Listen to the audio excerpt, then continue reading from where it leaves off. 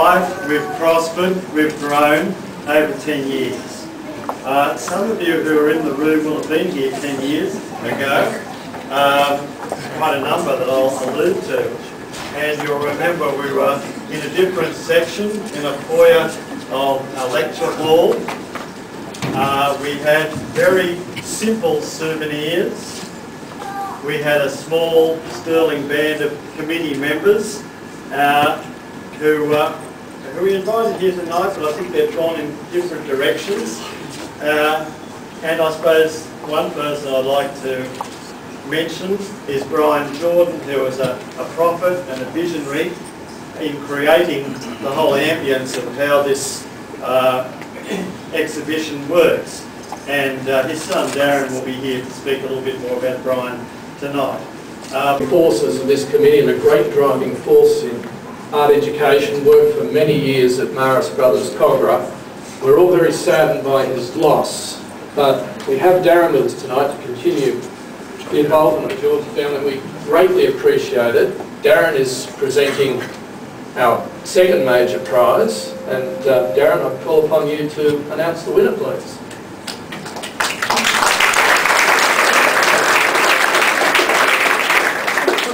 Good evening, everyone. Thank you very much for having me here tonight and for the opportunity to say a few brief words. It's long been a tradition in my family to spend holidays with my grandparents in the seaside town of Harrington. And from those numerous holidays, spent over many years, there's a recurring image I have of my father.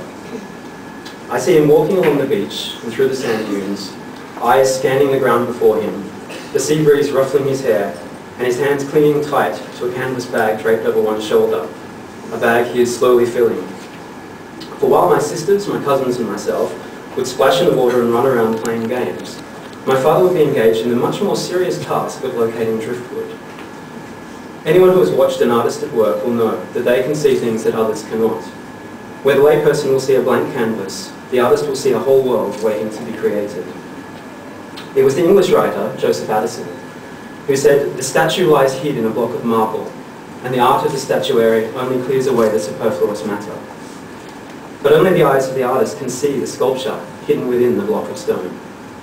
So it was with my father as he walked the beach.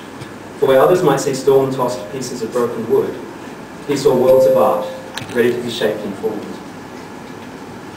This image of my father as the solitary beachcomber also brings to mind the often solitary journey that the artist takes.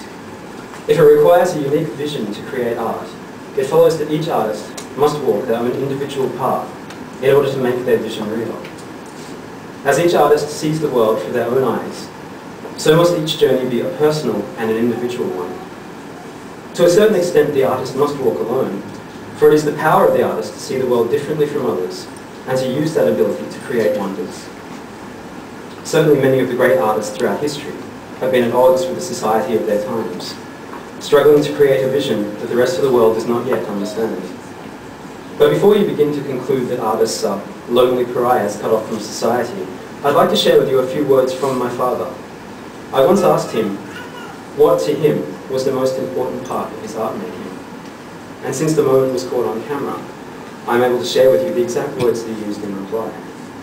He said, "I guess ultimately it's in the creation itself, the joy of creation, actually sitting down and working ideas together and making something come to life. But at the end of the day, whatever work I do, it's about communicating with people. And that communication with people can be at all different levels. The joy for me is that it has the potential to communicate with little kids, to adults, to grandparents, to all sorts of people. And in the end, isn't that the point of all art? To take the unique and individual wonders of the artist and present them to the world so that all can share in their beauty and power. Like the heroes of mythology, artists walk out into places of the imagination, strange realms that other people can't access. But when they return from these journeys, they share what they have seen and experienced through the artworks they create, and our lives are all the richer, our world all the better for it. Tonight marks 10 years of this extraordinary art event, and once again it is showcasing so many unique and powerful visions. I know how proud my father was of his involvement in this event, and a decade after the first religious art exhibition, I know he would be moved and amazed by what it continues to achieve. For here we see the religious journeys of so many young artists, all of them unique, the result of individual thoughts, journeys and emotions. But here tonight we can see those journeys. We can hear them speaking to us so beautifully and strongly.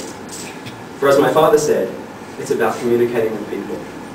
Tonight we all share in that communion, and we are all the better for it. So without further ado, I would like to present the Brian Jordan Prize for 2009. And the award goes to Domenic Santoro, Year 12, Christian Brothers High School.